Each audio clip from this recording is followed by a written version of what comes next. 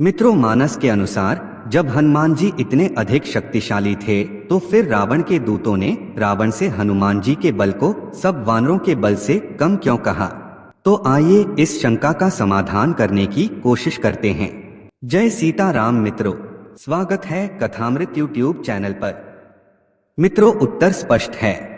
जैसे एक छोटा सा अंकुश इतने बड़े हाथी को वश में कर रखता है, तो हाथी के लिए अंकुश ही सबसे अधिक शक्तिशाली है और उसे वश में करने के लिए सबसे बड़ा हथियार है।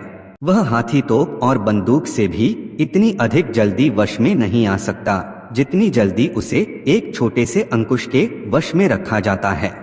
वैसे ही जब छोटे छोटे वानर रावण के दूतों को पकड़कर मारने और पीटने लगे तथा नचाने लगे, तो रावण के दूत वानरों के प्रहार की असह्य पीड़ा को बर्दाश्त ना कर सके।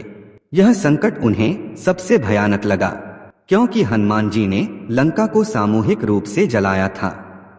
लंका के जलने का त्रास मात्र अकेले किसी को झेलना पड़ा नहीं था, इसका कष्ट तो सभी राक्षसों को बराबर बराबर ही हुआ।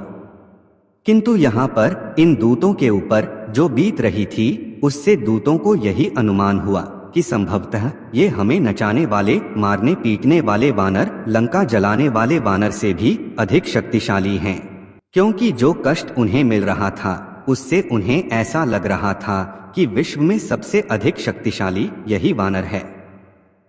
चूंकि स्वयं दूत वानरों की पूर्ण शक्ति से व्यक्तिगत रूप से परिचित थे, अतः उन्हें हनुमान जी की शक्ति की तुलना में इन वानरों की शक्ति ही अधिक प्रतीत हुई।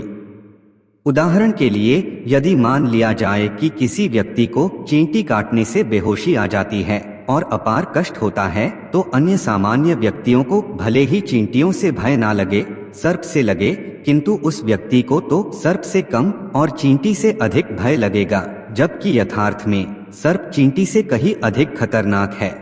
लेकिन चूंकि वह व्यक्ति चींटी के विष का भुक्तभोगी है, अतः सर्प की तुलना में चींटी ही उसके लिए अधिक विषकर प्रतीत होती है। यही स्थिति इन दूतों की भी थी। हनुमान जी तो यदि सच पूछा जाए सबसे अधिक शक्तिशाली थे। श्री हनुमान जी महाराज को अतुलित बलधामम कहा गया है। वे इन वानरों से कहीं अधिक शक्तिशाली थे। चूंकि रामादल के वानरों के कष्ट से पीड़ित हुए दूतों को इन्हीं वानरों की शक्ति अधिक लगी और उन्होंने रावण से यह बताया कि जिसने लंका जलाई है वह सभी वानरों से कम बलशाली है। इसका आशय यह नहीं लगाना चाहिए कि हनुमान जी बलशाली नहीं थे या कम बलशाली थे।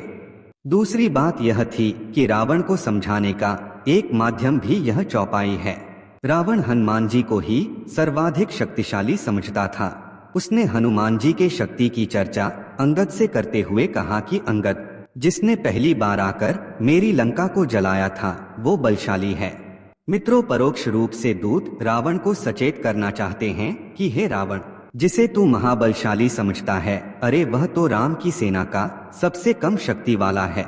उससे कहीं अधिक बलशाली अगणित वानर राम की सेना में हैं।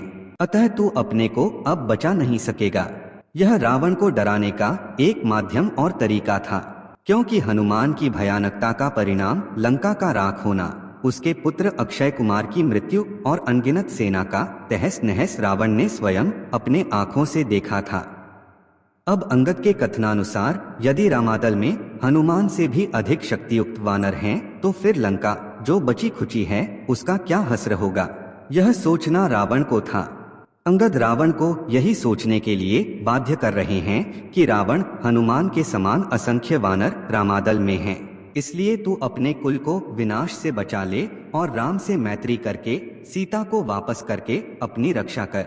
वैसे भी यह कहना अत्युक्ति नहीं कि हनुमान रुद्रावतार थे। वे साक्षात शिव थे तथा सर्वाधिक शक्तिशाली भी। परंतु यदि कोई शक्तिशाली व्यक्ति किसी छोटे व्यक्ति के द्वारा त्रस्त कर दिया जाए या परास्त कर दिया जाए, तो फिर वह शक्तिशाली नहीं रहता।